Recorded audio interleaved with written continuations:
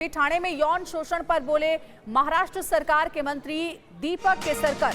POCSO act में case दर्ज, आरोपी को गिरफ्तार कर लिया गया है। तो देखिए, इस पूरे मामले को लेकर के अब सरकार भी एक्शन मोड में है। महाराष्ट्र सरकार में मंत्री हैं दीपक केसरकर, उन्होंने कहा है कि आरोपी को गिरफ्तार कर लिया गया है और पॉक्सो एक्ट में केस भी दर्ज कर लिया गया है।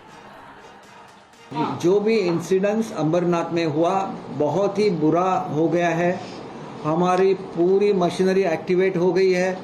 हमारे जो हमने इंस्ट्रक्शंस दिए थे, आज मेरे डिपार्टमेंट में 4 IAS ऑफिसर है, सब लोग पुणे से, मुंबई से सब लोग इकट्ठा है। हमारी पूरी जो मशीनरी है महाराष्ट्र की एजुकेशन डिपार्टमेंट की, वो पूरी ऑनलाइन थी। मैं आपके लिए बात करने इसलिए मैं यहाँ पे आ गया, लेकिन 8 महीना पहले मैंने मीटिंग ली थी कि बच्चे सुरक्षित रहे, इसीलिए हमने सखी सावित्री समिति का गठन किया है। इसमें जो 4 टीचर्स थे मतलब 2 टीचर है, एक हेडमास्टर है, एक क्लास टीचर है और 2 असिस्टेंट है जो बच्चों को देखती थी, क्योंकि वे प्री प्राइमरी के बच्चे थे, केजी जूनियर केजी वाले बच्चे थे, तो उनको भी सस्पेंड किया गया है और उस स्कूल को भी नोटिस दिया गया हुआ है। और एक ऐसे पाया गया था कि ये जो इंसिडेंस हुआ वो 13 से 16 तक हुआ था और 18 तारीख को इसके 13 से 16 तक हुआ था और 18 को जब कंप्लेंट दी गई तो 12 घंटे तक इसका कुछ कॉग्निजेंस नहीं लिया गया, इसलिए वहाँ की जो सीनियर PI है उनको ट्रांसफ़र किया गया है। तो दीपक केसरकर को आप सुन रहे थे, वो इस पूरे मामले में अब तक क्या कुछ एक्शन लिया गया है उसकी जानकारी दे रहे थे। लेकिन इस बीच ये तस्वीरें भी बदलापुर से सामने आ रही है, जहां लोकल लाइन जो है वो प्रभावित है क्योंकि लोग आक्रोशित हैं। 2 बच्चियों से यौन शोषण का पूरा मामला जब संज्ञान में आया, उसके बाद लोगों ने जबरदस्त हंगामा करना शुरू कर दिया। रेलवे ट्रैक पर यहाँ पहुंचे, पुलिस इन्हें रोकने की कोशिश कर रही है, लेकिन वो तमाम कोशिशें नाकाम साबित हो रही हैं।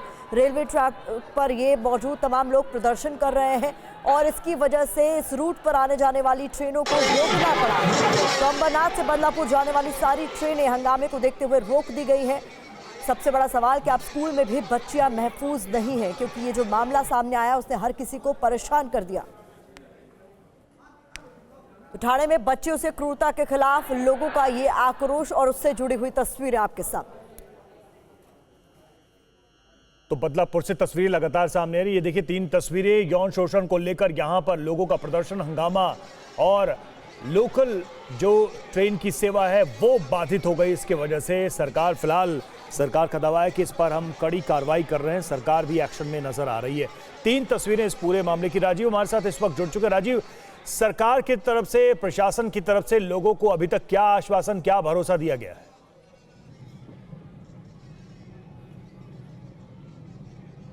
देखिए, सबसे महत्वपूर्ण बात यह है कि इस पूरे मामले में उस इंस्पेक्टर को ट्रांसफ़र कर दिया गया है बदलापुर के, जिस इंस्पेक्टर ने 12 घंटे तक पीड़ित परिवार को बैठा के रखा था थाने में और उसकी FIR नहीं ली थी, क्योंकि ये आरोप लगाया जा रहा था कि स्कूल प्रशासन का इंस्पेक्टर से मिलीभगत है और इस वजह से इस पूरे मामले को दबाने की कोशिश है।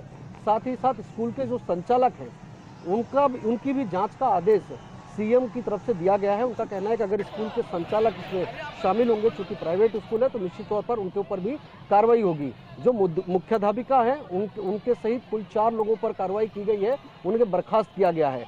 लेकिन इस पूरे मामले में कार्रवाई की बात करें तो स्थानीय लेवल पर पुलिस का जो रवैया रहा है उसको लेकर भी सवाल उठ रहे हैं। हालांकि इंस्पेक्टर को बर्खास्त कर दिया गया, लेकिन बाकी जो पुलिस अधिकारी है, क्या उनका किसी तरह का कोई इन्वॉल्वमेंट है, उसको लेकर भी जांच किया जाएगा। और इसीलिए मुख्यमंत्री ने इस पूरे मामले में जो थाने के पुलिस कमिश्नर हैं आशुतोष डुमरे, उनसे भी बात की है और उन्हें इस पूरे मामले में हाई लेवल की जांच करने के लिए कहा है। फिलहाल लोगों का गुस्सा इस बात को लेकर है कि एक तो इस पूरे मामले में पीड़ित परिवार को पुलिस थाने में बैठाया गया, उनका केस शुरू में नहीं दर्ज किया गया।